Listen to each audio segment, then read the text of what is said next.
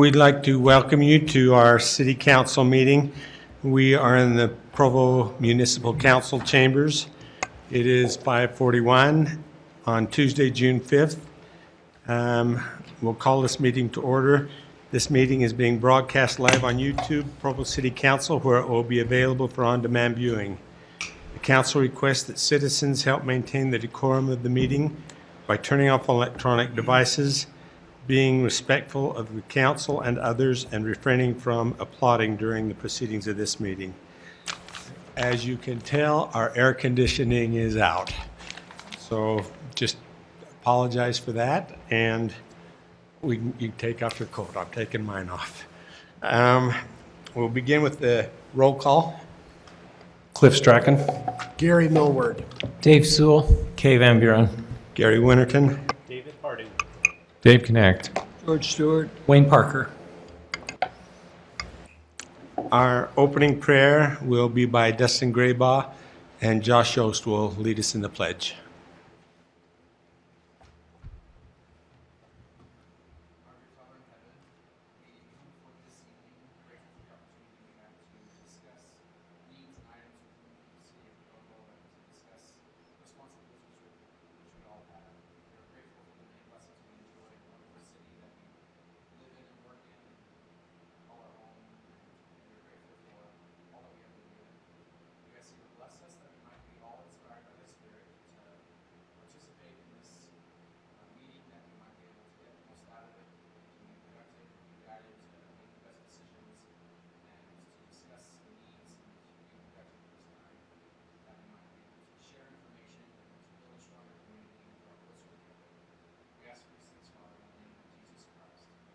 Amen. Thank you, Dustin.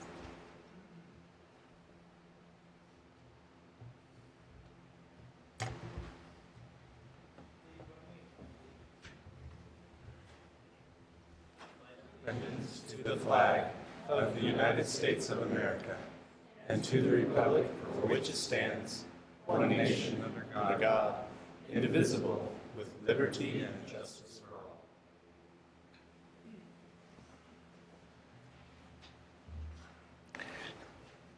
We will look to the approval of the minutes for the April 10th, 2018 council meeting. Are there any additions or changes to those or objections to those minutes? Seeing none, we will declare those minutes approved by unanimous consent, excusing George Handley.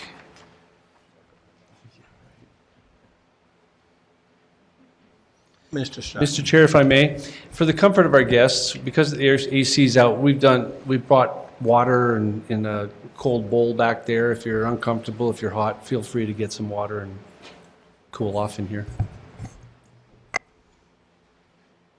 Okay, thank you. You may have noticed a colorful visitor in the front of the room.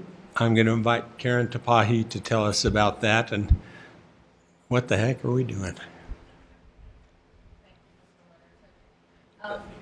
So every year, the Utah County Fair has chosen some sort of animal cutout shape to give to each of the cities in the county to decorate and to promote the county fair. This year it was a pig. The council office has kind of adopted this little guy. And with the help of the Neighborhood Arts Center, they had their patrons help paint it with things that they love about Provo. And it's really been a fun adventure to look at all the different artwork that, I mean, pretty much every inch of it's covered in artwork, and you can find something you recognize. There's a whole lot from my neighborhood that I love that's on there. So that's been a really fun adventure. We took our official photo with Mayor Kafusi in front of the Provo City Library and sent that off to the county. The county fair will be August 15th through 16th, or through 18th at the Spanish Fork County Fairgrounds. But we're also going to move this guy around the city here and there so that we can show off what else we love about Provo. There's a lot to really show off, not only city services, but a lot of really great events. This guy made his first appearance at a neighborhood meeting. He went to the Lakeview North neighborhood meeting last Thursday. He was at the Covey Center for the Art Stroll on Friday. And Mr. Harding was nice enough to take a photo and get that out on social media for us. So we're generating some really good promotion, not only for Provo, but the Utah County Fair as well. And I know the county's been really excited to see that kind of attention. We'd like to see if we can have a picture with all of you, with Brigham or Hamilton or whichever name you'd like to call him. And then after that, we're going to move it outside and others can take pictures as they go. We have hashtags we've been using. We have a simple one, Provo Pig, and then Fair Fever is the Utah County Fair hashtag. So if I can get you guys to gather around, I'll take a quick snapshot and let you back to your meeting.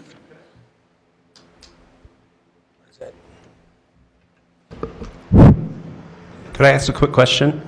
Yes. At that neighborhood meeting at Lakeview North, Yes. did he voice an opinion for or against agricultural preservation? He was rather silent, but he really liked our COP officer, Officer Grow, and so he supported our police force at that time.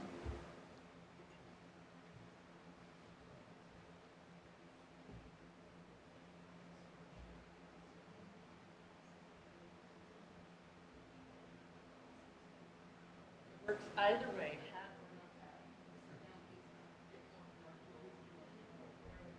Oh, that's true. It doesn't go with perfect. Thank you.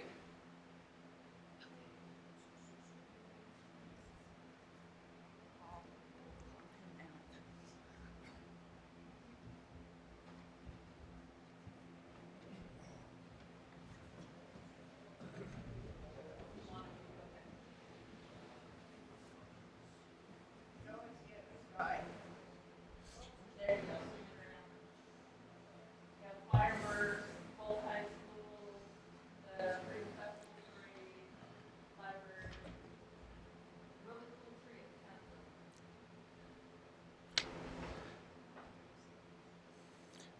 temple. Thank you very much, Karen.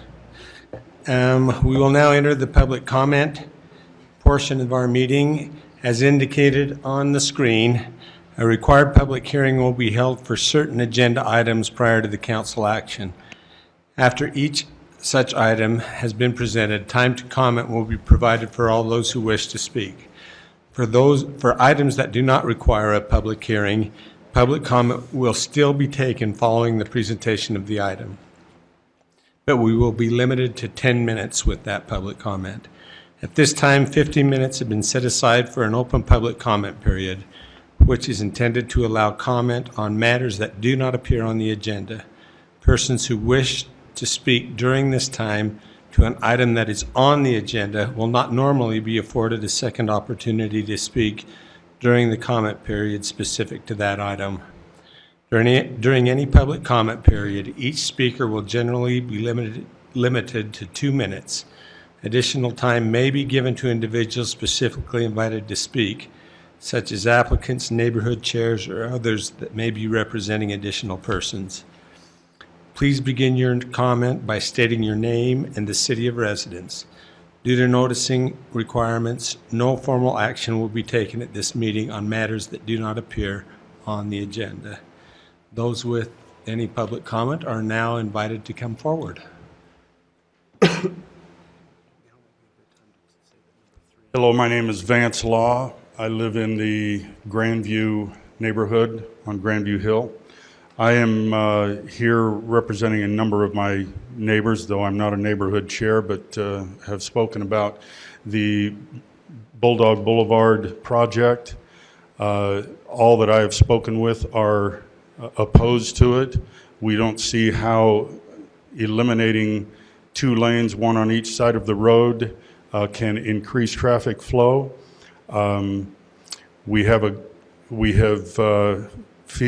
We feel as though the project has already gone so far ahead before anyone heard about it. I know that it was mentioned a couple of years ago, But until that point, we don't see how it goes so far before the residents hear about it. And it's very similar to me as the BRT. I feel like that was shoved down our throats, that before we knew anything about it, it was already well into production. What used to be a beautiful little University Parkway down near the football stadium, now we have a football field wide street of nothing but pavement. And I still don't see how in the West, where we are comfortable driving our cars, where buses are going to take over for that. I see the same type of thing happening on our University Avenue. Now I feel like here's another one that is being pushed down our throats. To accommodate bike lanes, with a dedicated bike lanes on both sides, I don't see how that is productive when, according to a survey, there was 24 bikes in a period of time compared to 1,300 cars. How are people going to be able to make left turns into the shopping center, into the Macy's one, and also into those ones across from Provo High School? Those are my comments. I'm concerned about it, and I'm very, very much opposed to spending our money there. It could be spent in road maintenance other ways. Thank you. Thank you.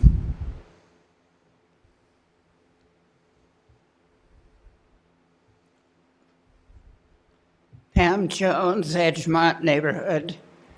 Ditto to the last speaker.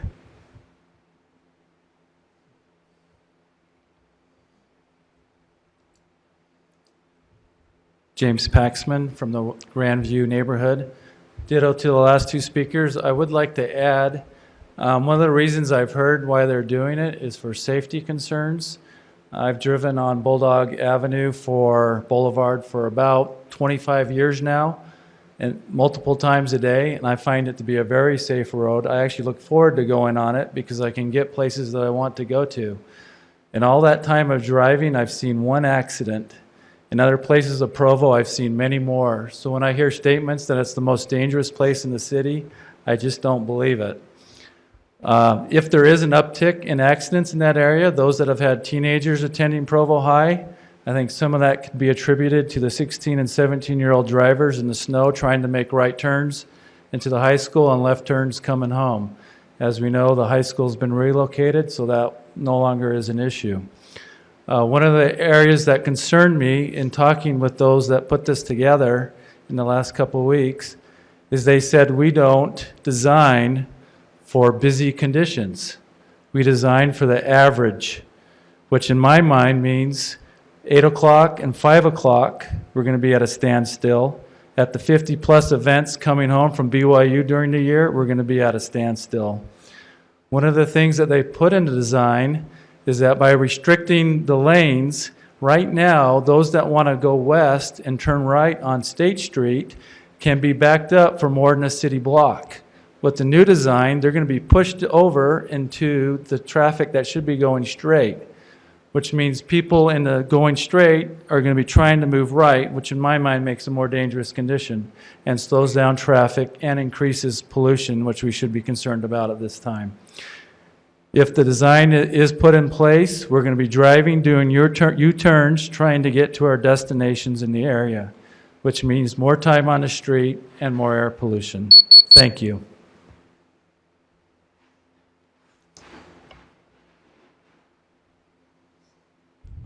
My name is Valerie Paxman, and I live in Grandview, and I am also opposed to the Bulldog Boulevard construction project. As I've looked over the plan, there are a lot of places there that I think they have missed the mark, particularly where they have the 2 bike lanes on either side of the street completely blocked off, and then traffic has to cross into them to make right-hand turns. If you've driven on this boulevard, as I have, I will drive it probably 5 times a day, you will know that in the right-hand turn lane, that the cars get backed up. And so if you have bikes in that right-hand turn lane, and then cars are also merging into that right-hand turn lane for only about 20 feet, they're going to block the right-hand turn lane, and bikes will end up on the sidewalks anyway. So I think that in the planning, it's pretty, but it's not functional. And you state that it's for safety, but you know, if we made all of our streets very small and restricted access to them so that cars can't actually drive on them, sure, they'll all become safer from cars. But that's not a solution that is practical. We need to have a good east-west corridor. We don't have one. And Bulldog Boulevard is as close as we get to an east-west corridor in Provo. And yet you're going to make it pretty non-functional by doing this project. I think there are other solutions to increasing the safety along that corridor if we wanted to do them, and still keep 3 lanes in both directions. I would want you to step forward and lead our planning committee for a better solution that accommodates cars as well as increases safety. That's your job. Thanks.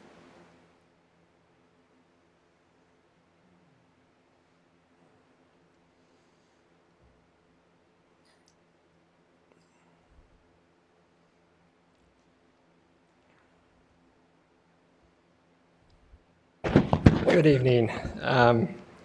I came to actually express some views about sustainability and parking, but I will just say that I encourage you to choose to define that position well and to make it attractive so that we can find somebody that can appropriately deal with those 2 issues. My name is Aaron Scabland. I am the co-chair of the River Grove neighborhood. Our corridor to BYU and to the commercial part of Provo is Bulldog Boulevard. I work at BYU. I've been biking that road. I guess I'm one of those 24 people for nearly a decade at all times of the day. And congestion is not a problem on Bulldog, except at particular times, early in the morning and right after 5, and maybe on BYU basketball games. We shouldn't design our roads for those kind of events, for that. In today's work session, you heard that if we look back, this became a 7-lane road. No lane in Provo is as wide as Bulldog. It became a 7-lane road because parking was removed, not because more lanes were needed, more auto lanes. And it didn't need more lanes then. It does not need more lanes now. And your engineers, through 2 traffic studies, have shown that it doesn't need more lanes in the future. Please listen to the expertise, the solid data that you've been given by Public Works and the consultants, and let's make Provo an even better place to live. Thank you.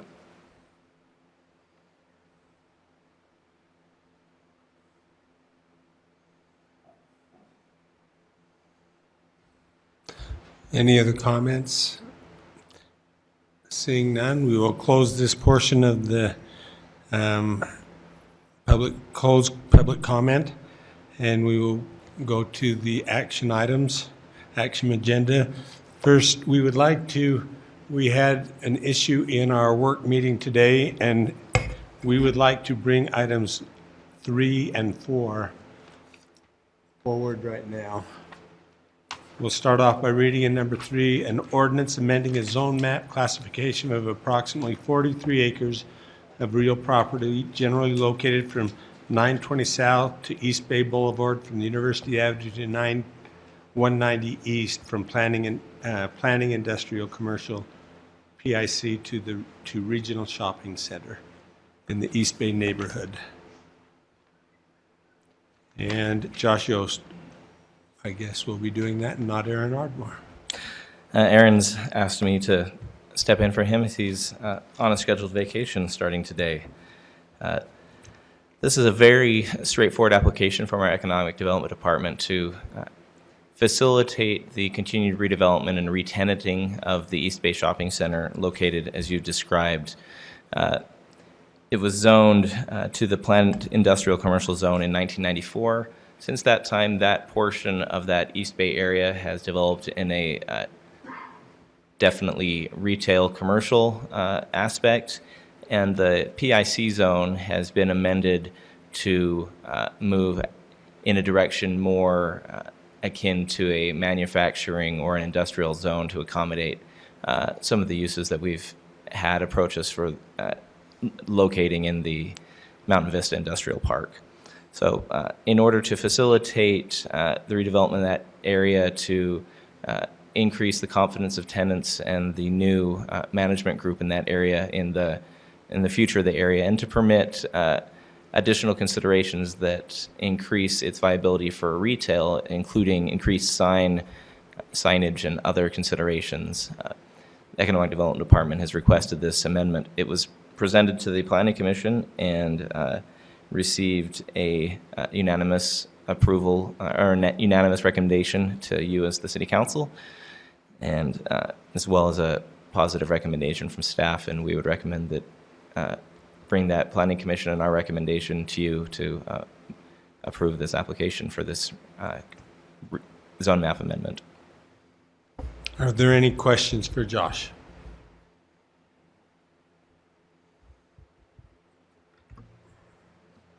Dave?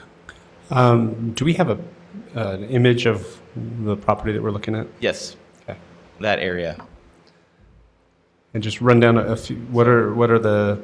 So from Taco Bell to Arby's, essentially. From University back to the back of Sam's and the former Kmart store, following along the western boundary of this industrial development and the post office. So essentially 960 down to East Bay Boulevard. It comprises about 43 acres and 13 parcels of land.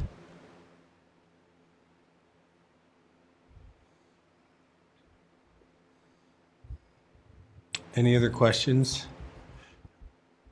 We do have an implied, oh, let's see, I need to open this for public comment. Is there anyone here that would like to comment on this item? Seeing none, we'll bring it back to the council. There is an implied motion on the table. Unless someone would like to make some changes to that, we'll call for a vote. Those in favor? That passes unanimously with Mr. Handley excused. We'll move to item number 4, an ordinance amending Provo City Code to make the definitions of batching, singles, and family consistent with state law. And Josh, are you doing this one also? Thank you.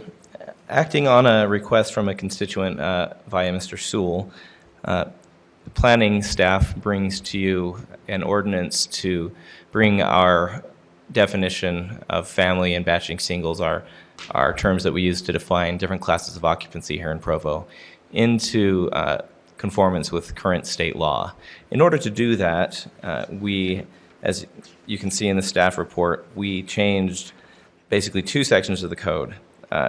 In the family section of the code, we deleted sections referencing outdated code of areas where occupancy was further restricted, and then just changed the prime statement to just read 3 related or unrelated individuals.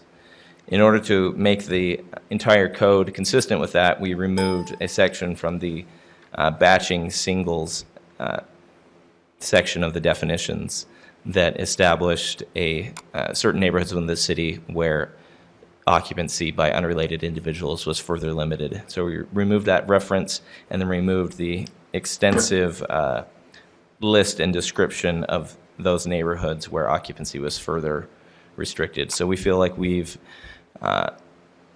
drafted the simplest and most discreet amendment to accomplish the purposes that were brought to us.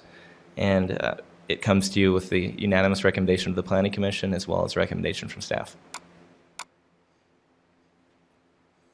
Thank you very much, Josh. Any questions for Josh on this item? Okay, we will also open this one up for public comment. Seeing no public comment, we'll bring it back to the council for any further discussion. Seeing no discussion. Oh, Mr. Harding. I appreciate the efficiency we get, but I also miss the conversations that we have in work meetings when we move these to this meeting without first discussing them in the work session.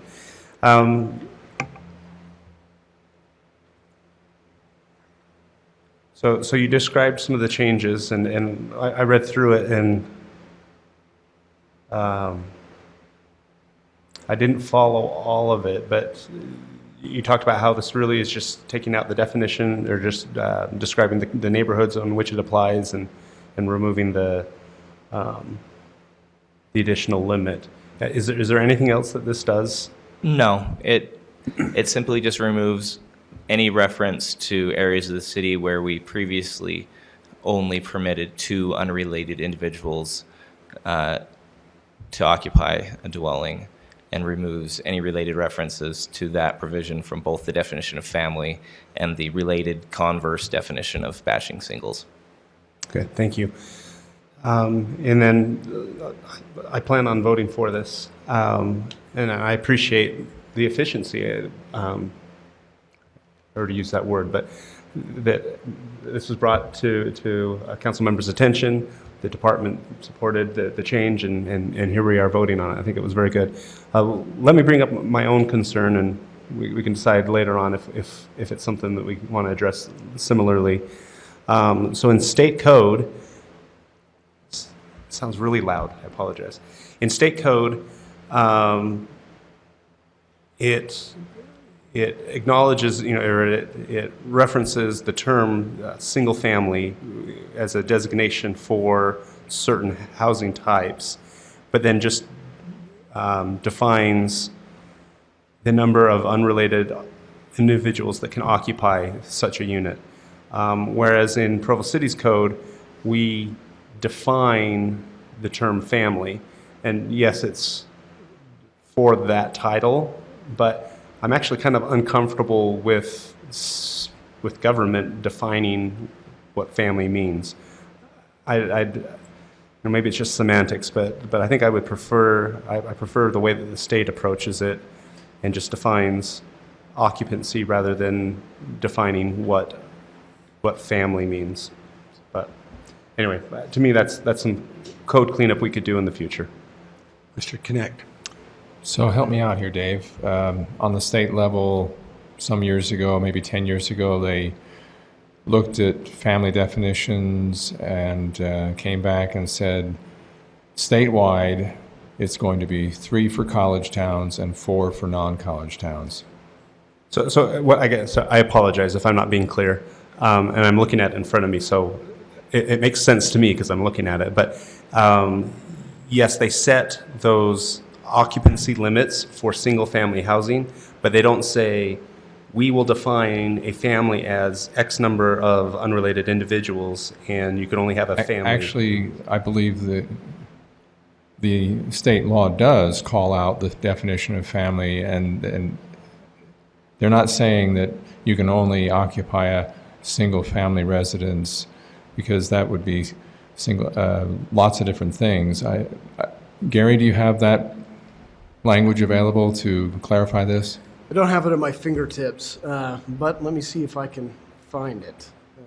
Since this is not actually part of the ordinance that's before us, I withdraw my comments and we can have this conversation.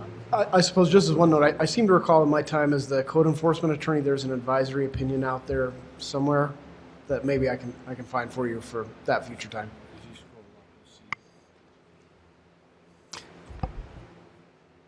Oh.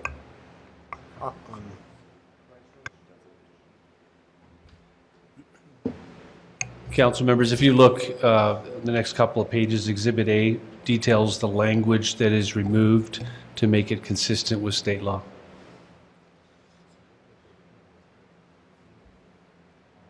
Bryce, go up again, and then you'll see the sections that are removed, where we've removed the specific neighborhoods.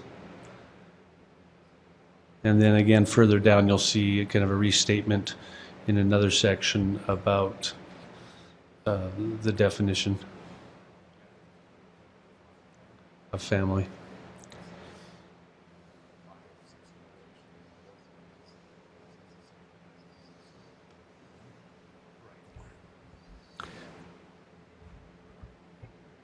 I think, Mr. Harding, if you want to bring that up in another day, we can talk about that.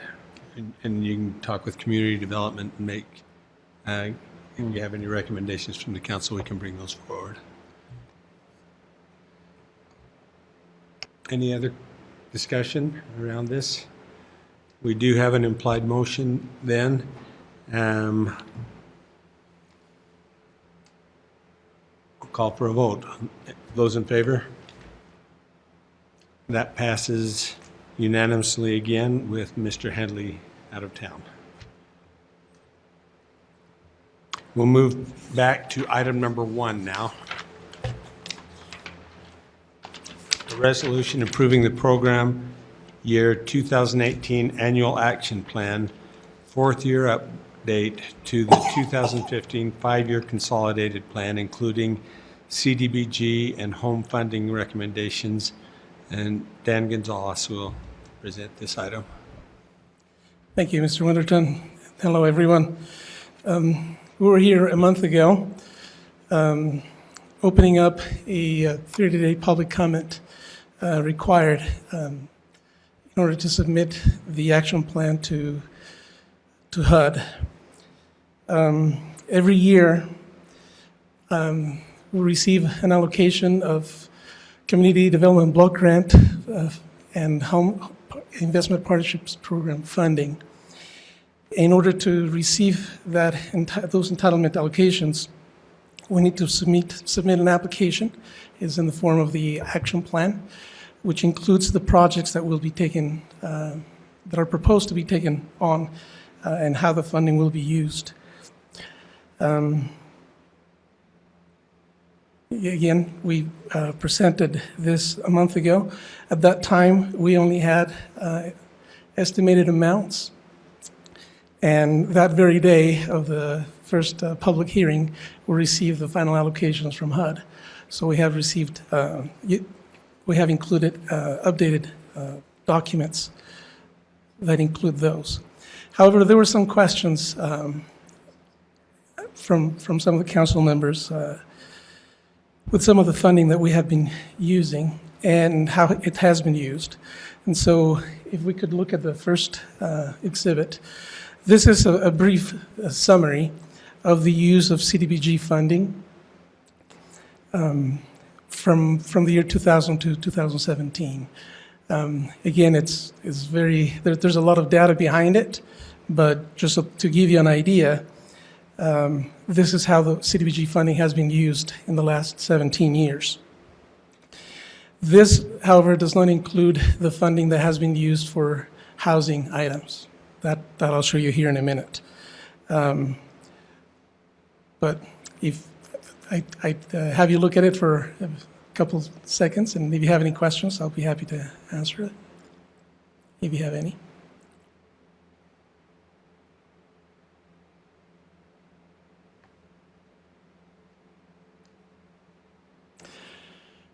This I should also include, does not include funding in the form of program income that has been received. I didn't have enough time to pull that that data. So there's anywhere from $7 to $8 million that are not included here that was for projects that were used from program income. Can you tell me what public services means? Public services is that 15% allocated for public agencies to serve low to moderate individuals. So Okay, organizations like all Community right. Action, Food and Care, Center for Women and Children. Yes, and we had that at 10%. Okay. Yeah, and the numbers by these titles indicate 41 different agencies have been funded over these 17 years. And now we are at 15%. It says 10% here. Now. Oh, I'm sorry. Yeah, that 10% should not be there. I think, well, what that 10% is over showing 17 years. is over the 17 years, that's how much it is. Because there's been years where it's been funding 7.5% or Right, 12% okay. or whatever. Okay. All right. If we could look at the next. So for home funding, we are joining a consortium at this point with 3 other members, which are Orem City, Lehigh City, and Utah County. As far as Utah County, not every entity within Utah County is part of the consortium, only those that have joined with the county to participate in the CDBG Urban County Program. So every year, HUD provides this table that shows the percentages of funding that would be allocated for each member in the consortium. Now, what has been done in the consortium, as a matter of fact, for the last more than 17 years, is that the funding is pooled depending on the projects that are to be funded. But I wanted to illustrate this. There was a question of how much funding would Provo receive. In this particular year, it would be 43% or $651,000 just for home. Okay. The next one, thank you. This is similar to the one we saw from CDBG, is the funding that has been received and allocated from the home program for the last 17 years. A few of the things that I wanted to point out is for the down payment assistance that has been done only in Provo, just from home funds, there's been a little over $5 million that's been invested, and that has assisted 379 individuals. Also, I wanted to point out from that down payment assistance, $821,000 are outside of the central neighborhoods, and $3,800,000 and change has been allocated to downtown neighborhoods. That's about 5, 6, or 7 neighborhoods. So about 4 to 1 is how the funding has gone. Okay, just as an illustration, because we also administer a down payment assistance program for the consortium everywhere outside Provo, the funding from home has been used almost $5.5 million, a little over that, and it has serviced 732 individuals. CDBG funding has also been used for down payment assistance, and almost $2 million, which have served about 99 individuals. Just a point on the difference of how many households are served.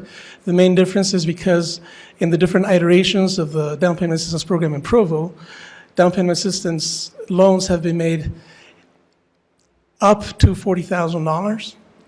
And that's part of the reason why the number of households served is less than for the consortium. We were able to do those type of loans, that kind of those amounts. In 2013, when the home program introduced a new interpretation of the rule, we are now tied to only provide the assistance the family would need. So in other words, we cannot fix a set amount for the loan. We can say we're going to give $20,000, $25,000, or $40,000. We have to using a formula, and it's individualized based on what the family brings in, what the home costs, the closing costs, and all of that brings us to an amount maximum that we can loan to them.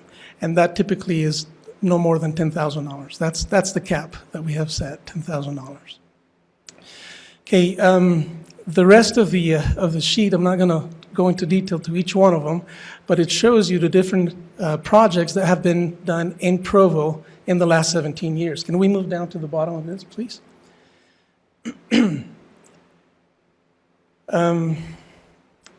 No, so what I wanted to show is the home allocations, the funding that we've received at least last 17 years, it's been $24 million. Provo's share of that, it's been a little over $10.5 million, which averages about 45% of the total funding. Over these 17 years, the home funds that have been invested in projects in Provo total $21 million and change, which is over the amount that Provo would have received on its own, even if we include program income, which is about $5.5 million. Right? So if Provo was on its own, we would have received $10.7 million, and we have generated about $5.5 million in program income, to a total of $16.2 million. Again, the projects of the last 17 years have been over $21 million. The reason why I wanted to point out was because there was some interest in finding out how are the home funds in Provo being used. And as you can see, in the last 17 years, more than the share that Provo receives has been used in Provo projects. All right. Now moving on to the next exhibits. Exhibit A, it's about 90 pages of the document. There's really nothing different from what we showed you in the draft, except at the very end, well, in two places.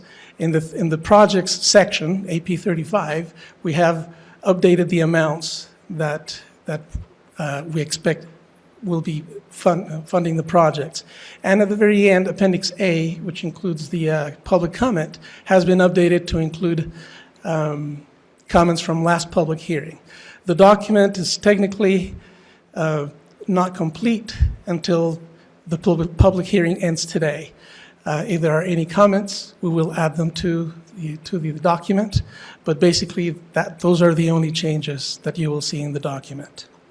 Can we look at Exhibit B? This is the proposed use of funds for CDBG,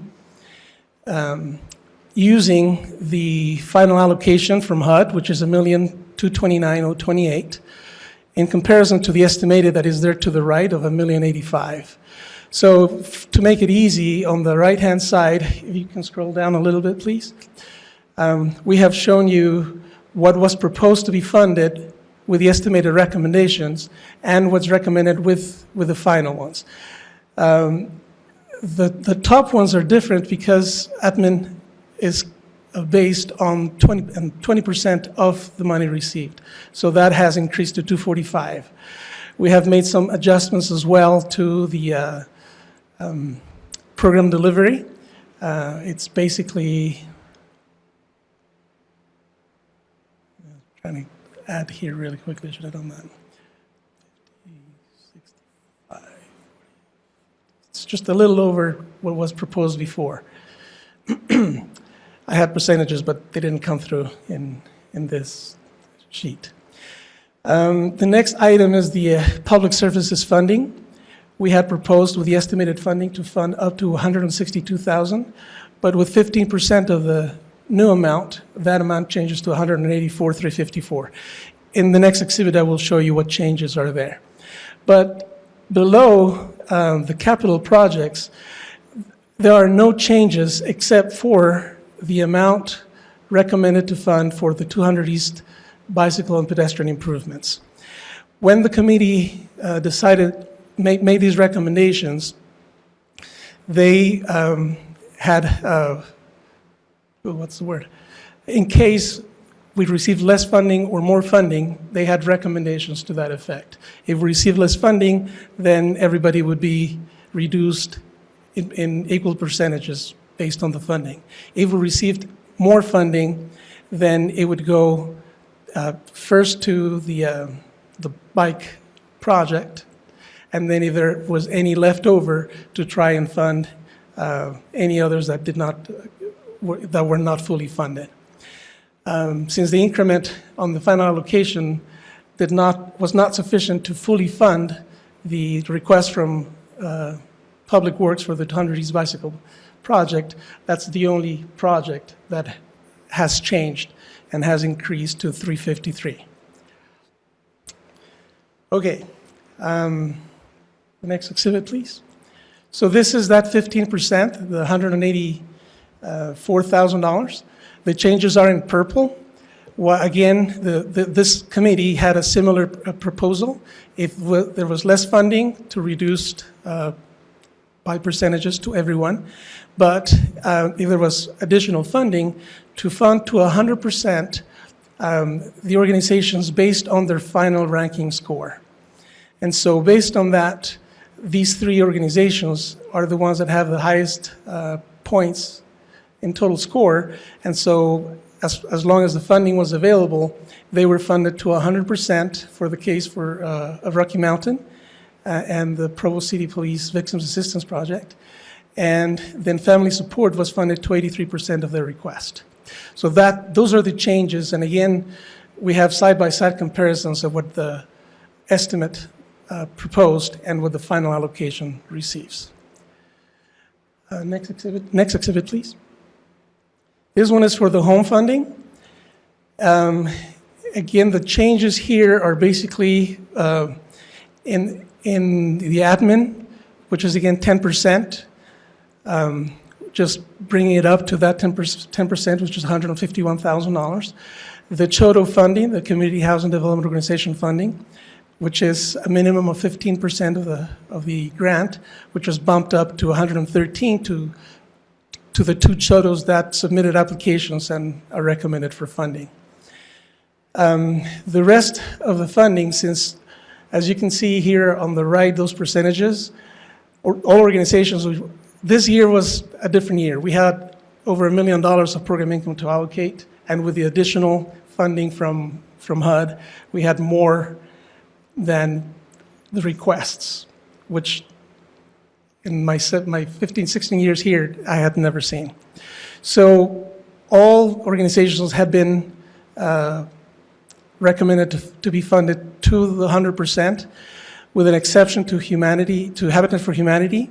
They were recommended to receive an additional 25% of increase in their funding, and the Housing Authority of Utah County. That's saved as with estimated funding. So the only other project that had not been funded to 100% was the project for rural housing.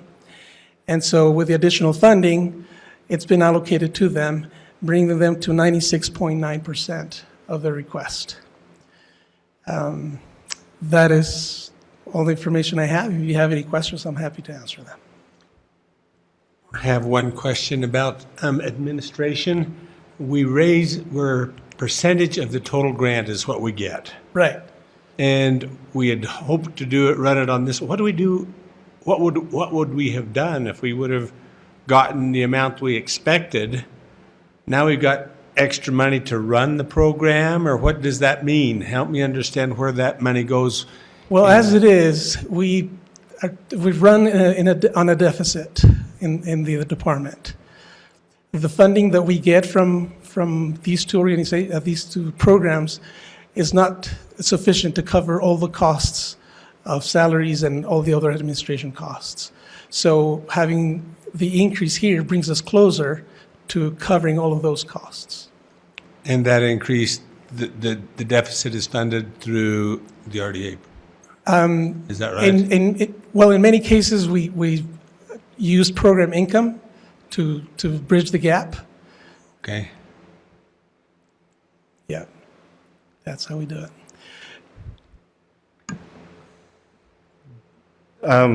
Great explanation. This was very helpful. I appreciate it. And thank you for getting us those numbers that we had asked about. For the home dollars, do all of them need to be allocated? You know, if we receive the 1.5 million, does all 1.5 million need to be allocated? Or particularly when we get, you know, an increase that weren't expecting, is it possible just to hold on to that money and allocate it the following year? In the action plan, we have to tell HUD how we're using the funding. Since we have about $1 million of program income, I suppose the possibility is to withhold some of the funding and not use all of the program income. But we still have to tell HUD how we're going to be using that funding one way or another.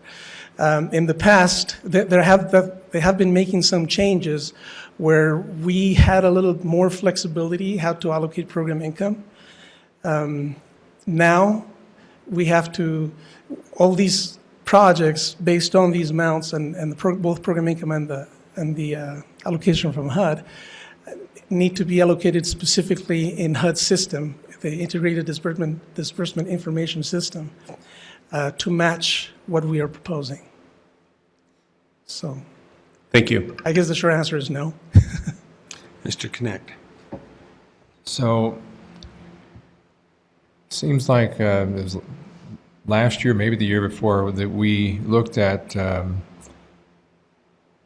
our plan, and we brought someone in that had reviewed and actually rated or scored our plan, and they said that we fell short of qualifying for the Olene Walker Fund, and that if we did our reporting or our plan differently, that we would then qualify.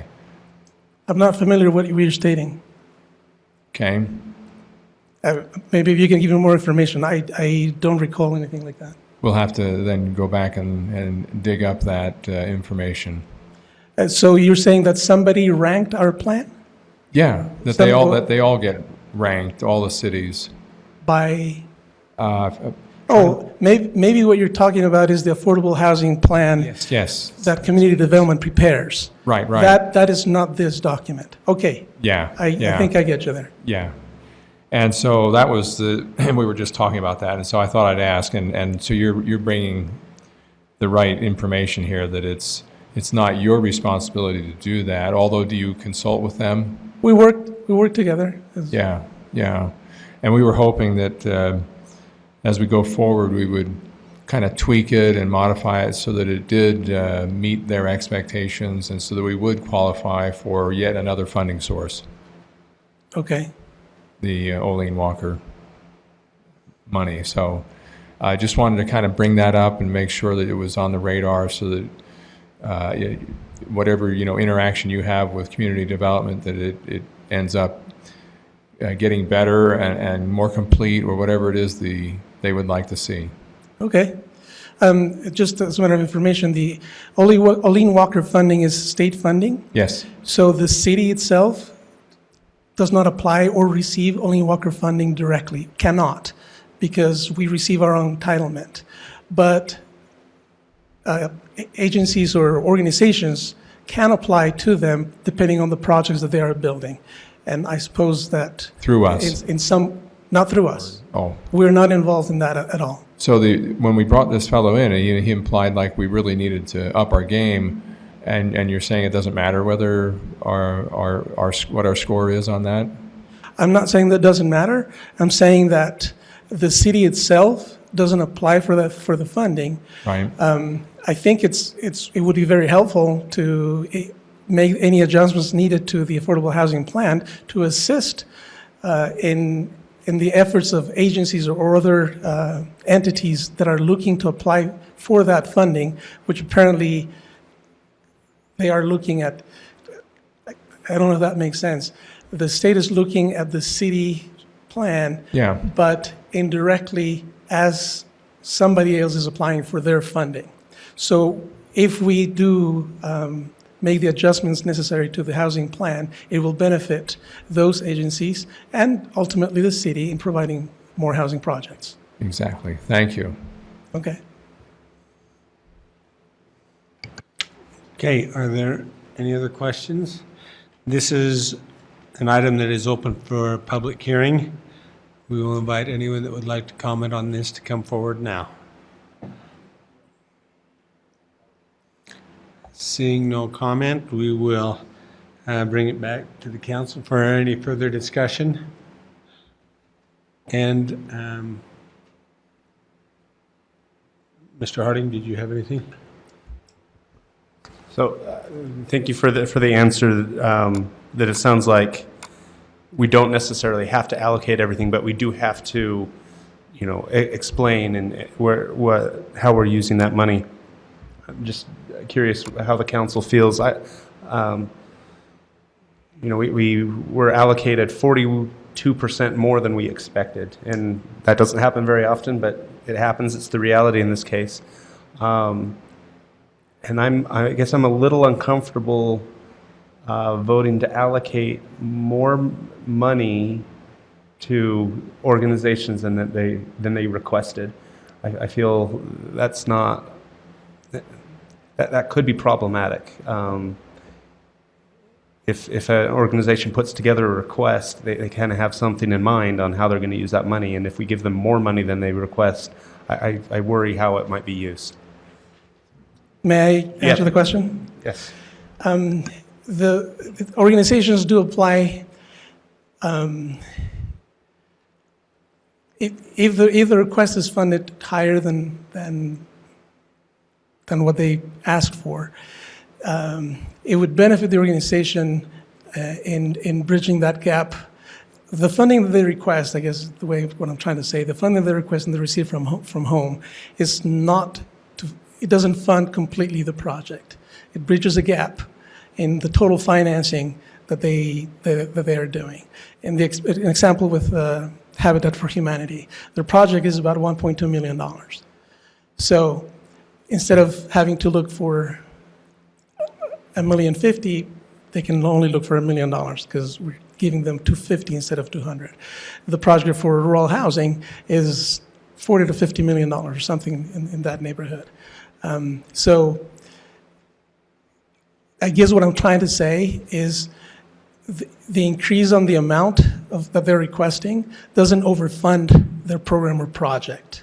It just bridges the gap in the total financing for it. So I would agree with what Dan's telling you, and I would ask you, Dan, in some circumstances, if for whatever reason they couldn't or didn't use the money that was allocated, and that happens on regular years, I think with just regular allocations, that the money then is held over or brought back. It's not lost. Absolutely.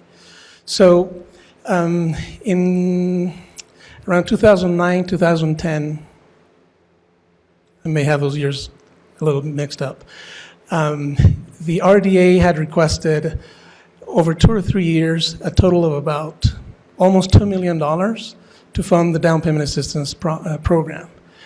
And all these funds have a clock on them.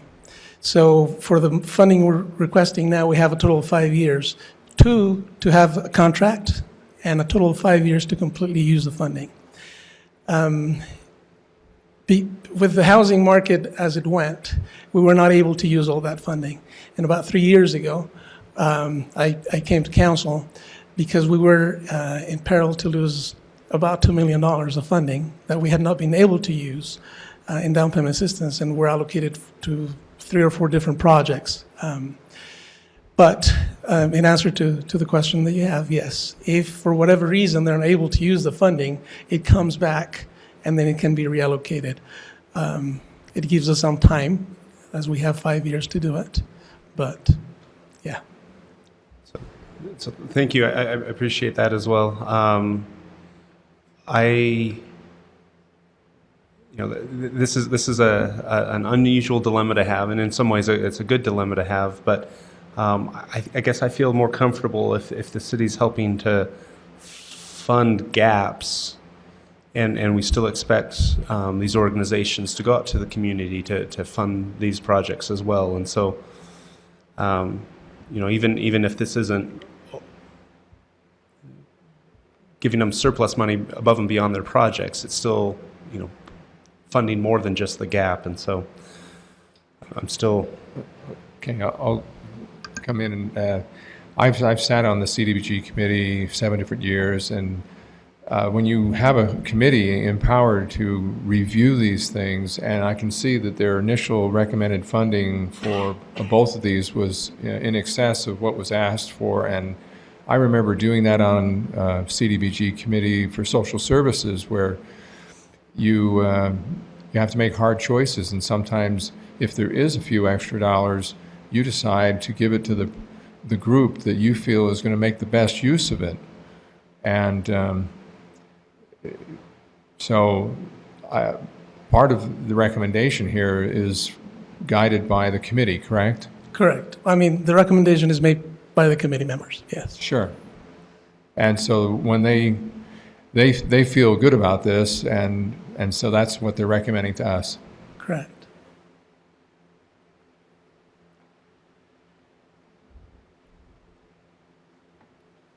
Any other questions or comments that would like to be made? Okay, thank you. Dan, go ahead. Just one recommendation that I would make is to not leave any funding out. I don't know what HUD would do. There's a possibility that they may not approve the plan, and it has to come back, and we have to make the adjustments. Again, I have never been in this situation. We have additional funding. My recommendation is to follow the committee's recommendation using the funding as prescribed. Thank you. Okay, we have a motion, an implied motion then, unless there's any changes. Call for a vote. Those in favor? That passes unanimously with Mr. Handley excused. We will now turn to item number 2, a resolution appropriating $160,000 in the general fund, Parks and Recreation Department to funds needed to fund needs in the Recreation Center applying to the fiscal year ending June 30th, 2018. Thank you for being here, Mr. Henderson. All right, thank you. Bryce, do we have the presentation? What's that? It was, yeah. Yeah. Bryce Merrill has a thumb drive also. I'll just go ahead and get started on the lead-in part of it. Thank you for this opportunity to discuss an appropriation change for the current fiscal year that we are in. At the Rec Center, we have found that success management of the facility can create even more unique and dynamic decision-making requirements, which is why we're here today. We are really motivated to keep this amazing success story going. Every day we work at this facility and in Parks and Recreation at increasing our positive impact to our community and also increasing our efficiency. An example of a success impact that I would call that we are experiencing in this year's budget is the credit card merchant fees charges at the Recreation Center are up $40,000 this fiscal year. Those are the transaction fees we pay for people coming to the Rec Center utilizing a debit or credit card.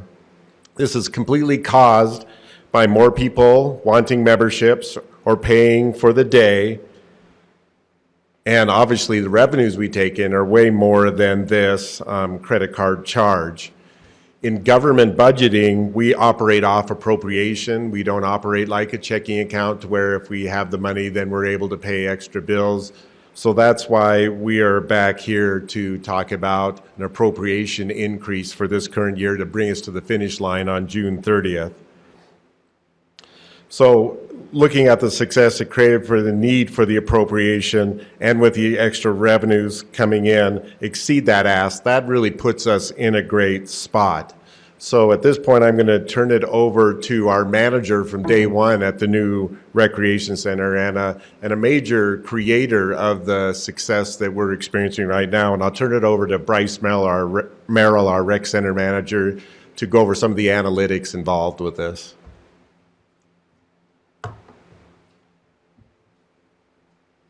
Thank you. Since 2013, when we began operation at the new facility, we have seen a consistent 8 to 12% growth year over year in our revenue. That is mostly caused by an increase in membership and day passes, more residents and more visitors coming to the recreation center and using our services, taking our fitness classes, swimming in our pools. During that time, we've seen some increase in the available expense money that we've been able to spend, but that has been outpaced by the increased revenue. This appropriation comes to fill that gap and make sure that we are providing a level of services that we are confident in. As we look to provide and continue to provide these recreation services, we would not want to do something that might mitigate the trust we have with our residents and members. We don't want them to start to see a drop-off in the quality or quantity of the programs that we offer.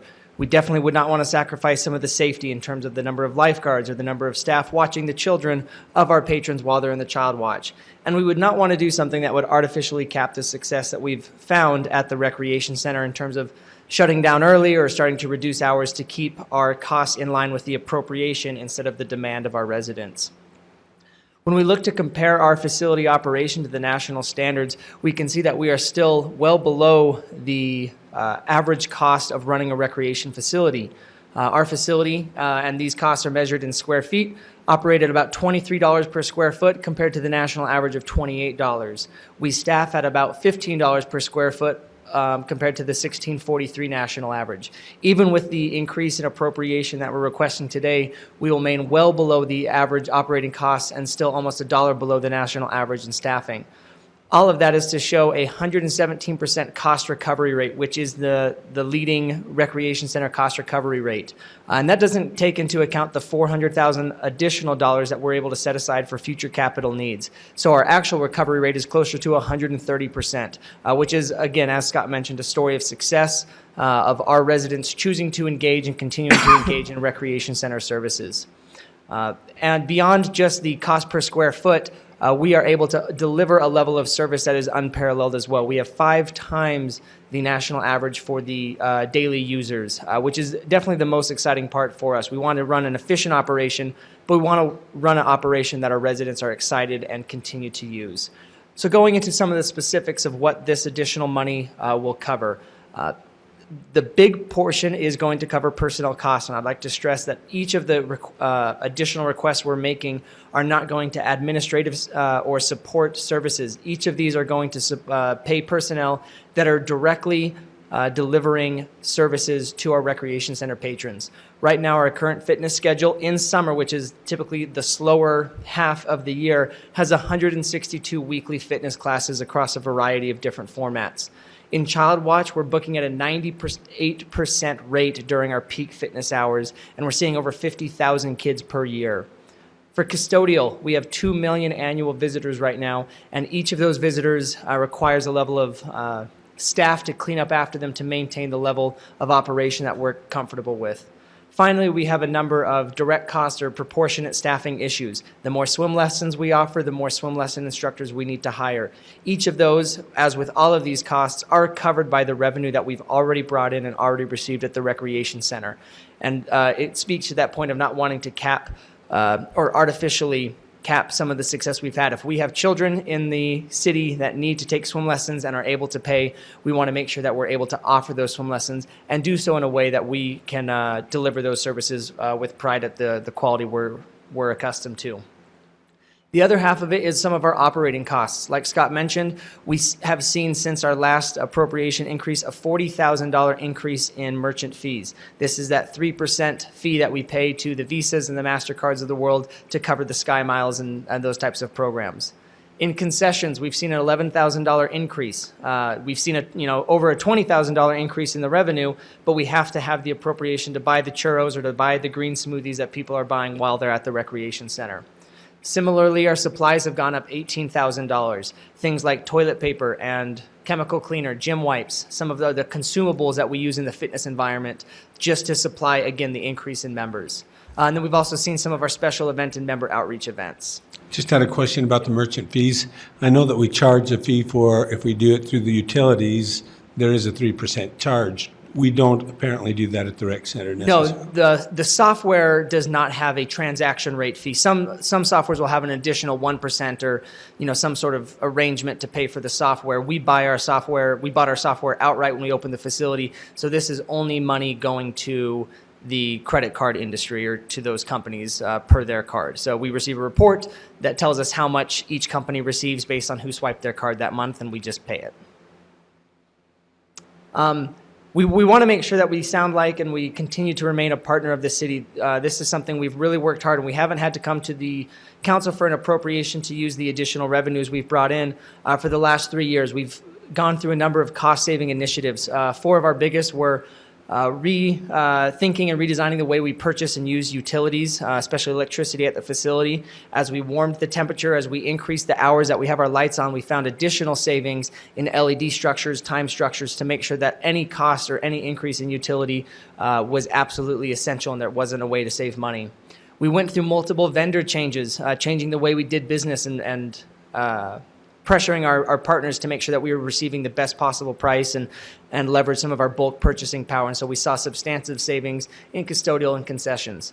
And then finally, we did look at some of our administrative positions. And a couple of years ago, we found that we could do the same amount of administrative work within the recreation center area and move some of those dollars to additional part-time staff. So as we get to the end of it and we look at some of this current crunch or the current gap that we have, we feel like we've done everything we can within our budget to make it work. And at this point, as we've seen that $1.5 million growth, it's time to balance that out and bring in some of the additional appropriation, which again is self-funded by the revenues that we've brought in. As we look to the immediate future, we continue to grow, and we want to make sure that we plan for that. When we compared May 31st of 2018 to 2017, we have 1,000 additional resident members, and so our residents continue to place their trust and their time with the Recreation Department, and we want to make sure we plan for that. We introduced the Triple Play 2 weeks ago, and in the first 2 weeks of that promotion, we saw an additional $30,000 in membership sales compared to the previous time last year. So we anticipate that continued growth and continued high volume usage of the facility and want to make sure we plan for that. So appreciate the council's partnership in this and looking forward to continuing to deliver those next level services for our residents. Thank you very much. Another question? What percentage of the increased revenue are you asking back for? Compared to the initial $4 million or compared to last year? If you increase your revenue to $300,000, you're only asking for 140, so we really have a profit of 160? Yeah, compared to this current year, so for 2017, we brought in additional, as of May 31st, we're an additional $225,000. So we'd be looking to bring in $160,000 of that back, so about 60%. The previous year, we didn't receive an increase in expenses, but we were able to return the $500,000 to the general fund, and that remains intact. The general fund budget will continue to receive that $500,000, the $400,000 for future capital, and then of this year's additional increase, which is about $225,000, we're asking for about $160,000. I would love to own this business, but I'm glad Provo City does. Thank you. Thank you. Mr. Harding. At the beginning, you talked about success metrics based on different things per square foot, and we're doing very well compared to industry averages, looking at it per square foot. And then you mentioned that we're about 5 times the industry average for daily users. I was curious how, if you know offhand, what the users per square foot, how that compares to industry average. I mean, are we 5 times more because we're 5 times bigger than the average, or? Some of the national data that we look at compares the size of the facility to the metropolis, or the area that it serves. And so you're sometimes comparing recreation districts to municipalities, to counties. But even then, we are scales above what is typically seen in a recreation center environment. I don't know the exact percentage, so I don't want to shoot a number off the cuff here, but the 2 million figure, the closest we've seen is about 55% of that, a 1.2 million annual visitor facility, but we haven't seen anything up in the neighborhood where we're operating. Please. maybe just add one component that even makes it even more special. This also, these cost numbers and everything and our rate of return also include all of our senior programming, which operates in the rec center without a subsidy, and all of our adaptive programming also. So the storyline and what's included in our offerings at the rec center only make this story even more incredible. And quite frankly, it's something that we see in the industry is we couldn't have expected it to go this way and did not forecast it this way. But there's even more things that we have included in these services that we've been able to expand to our citizens. So a unique element also. Thank you. Okay, we had a presentation and work meeting, and already on this, we do need to have an open public comment for this. Is there anyone that would like to come up and discuss this item? Okay, seeing no comment, we have an implied motion on the table unless does council want to have any further discussion? Okay, Mr. Harding. I'll be really quick about it for the two or so in the audience that weren't here earlier. A lot of this really is because of the way that the city runs on appropriations. And imagine if someone comes in and says, I'd like to buy a $300 membership, and we say, I'm sorry, we can't take your $300 because we haven't been appropriated the $9 it's going to cost to run that. Or, I'm sorry, you can't buy this $5 green smoothie because we haven't been appropriated the $2 that it costs for the ingredients we would need in order to give that to you. So, this really just, it makes sense that more usage, there's these costs that go along with it, and it's more than covered by the increased revenue. So, to me, this is pretty straightforward. Thank you. We do have an implied motion on the table. Without any changes, I'll call for a vote. Those in favor? That passes unanimously with Mr. Hendley excused. We will now move on to, we have completed item 3 and item 4. So we will move on to item 5, which has been continued as well to the June 19th council meeting, a resolution to adopt the amendments to the general plan text for the general plan update. Now, Cliff, did we notice this for a public comment, if anyone would like to? Public hearing. So if anyone would like to speak to that, we will open it up right now. Seeing none, we will continue this item then to June 19th. We will move to item number 6, a public hearing on an ordinance adopting a budget for Provo City Corporation for the fiscal year beginning July 1, 2018 and ending June 30th, 2019 in the amount of $211,626,977 and amending the consolidated fee schedule in Provo City Council section 4.04.006. And Dustin, as soon as you're ready, you can finish with them. Apologize, councilors. So we went over in the work session earlier today some of the changes in the current final version of the budget. There are minor changes. One to the events funding in the Parks and Recreation Department. I don't know if I communicated that to Scott yet, actually, but I think he's aware that it was an intent from the council. And some changes in the sanitation department and in vehicle maintenance. I'd be happy to answer any questions that the council has at this time. It's still a work in progress. We still have the opportunity to make changes before the final adoption that'll take place in 2 weeks on the 19th. But barring any future changes, that's all that we have accommodated at the moment. Thank you very much. This is open for public. This is the first public hearing on the budget, and so we would invite anyone that would like to comment on that to come forward. And Pam, you're the only one again in the room here from the public. So if you would like to comment.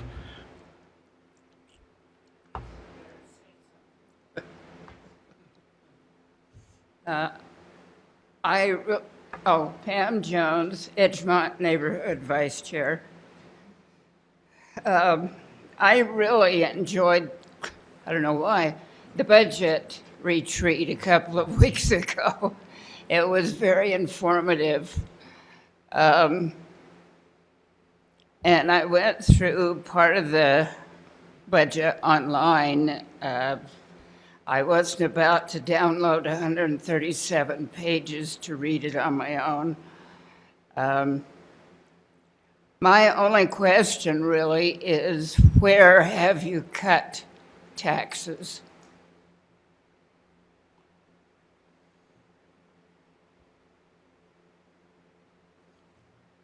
We're not really, ask us later.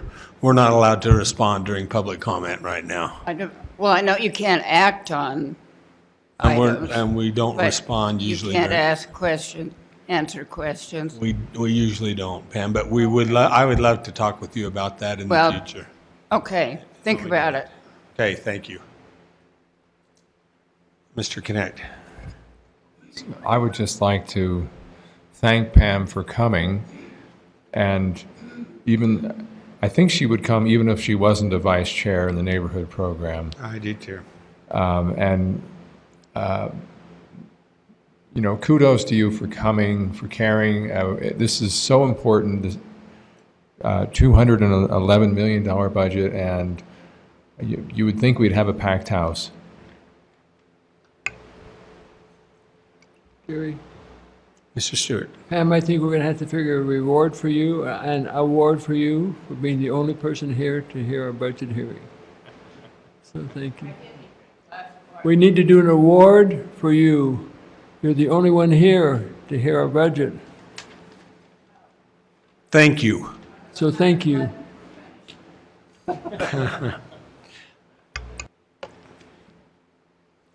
Okay. We will close public comment on this item, bring it back to the council. Again, council, this will be heard again in 2 weeks. And any other discussion at this point? Okay, thank you very much. We will now move on to, I look for a motion to recess as the city council and convene as the Redevelopment Agency of Provo. I think you can do it by common consent by just saying if there's no objection. Okay, if there's no objection, we will reconvene as the Redevelopment Agency of Provo. Seeing none, we are Mr. Stewart. Or Mr. Connect, I'm sorry. That's okay. Last time, sorry. So a public hearing on a resolution adopting a budget for the Redevelopment Agency of Provo City Corporation for the fiscal year beginning July 1st, 2018 and ending June 30th, 2019, and in the amount of $7,377,462. Dustin will give us the presentation. Thank you, Councilmember Connect. At the moment, there are no changes to the Redevelopment Agency's budget compared to the tentative version that was presented to you. It's possible that something could change between then, but that would come from the Redevelopment Agencies, specifically some change in anything that they're aware of as far as their operations go. I like to think that the lack of comments is a vote of confidence in the fact that there is not a lot of controversy associated with this budget, that we try to be efficient with the resources that we've allocated and be responsible with the public funds that we're spending. I agree. Thank you. Okay, so we can open this up to the public. And we do have 2 members of the public now. We have Pam and another neighborhood chair, Beth Allagood, who has come back in. We were recognizing Pam and giving her kudos for being she can have it all, yes, for coming. But if you have any words for us, now's the time. Okay, seeing none, we'll bring it back to the Redevelopment Agency, and Since this is the first of two public hearings, we just are done, I believe. And in that case, if there's no objection, we will now adjourn as the Redevelopment Agency of Provo and reconvene as the governing board of the Storm Water Service District of Provo by unanimous consent. Thank you. Dustin will call you up one more time.